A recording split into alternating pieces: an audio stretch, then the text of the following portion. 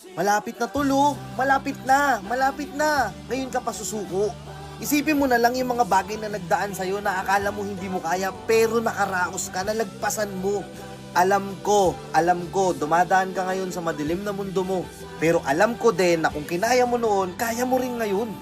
Alam ko, marami nagsasabi sa'yo, may mga tao sa paligid mo na sinasabi sa'yo, di mo na kaya, wag mo na ituloy, mag-iba ka na lang ng gusto mong gawin.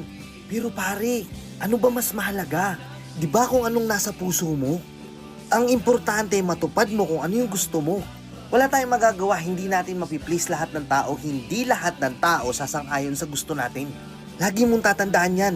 Hindi required sa buhay mo na matupad mo yung pangarap nila para sa'yo. Kasi alam mo kung anong importante? Matupad mo yung pangarap mo para sa sarili mo. Sige nga, sa dami ng nanghila sa'yo pababa, may nagawa ba sila? Wala, di ba?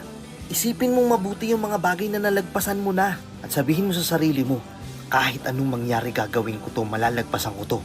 Nakuha, tandaan mo to. O bago matapos yung video na to, gusto ko mo lang sabihin sa'yo na proud ako sa'yo. Let's go!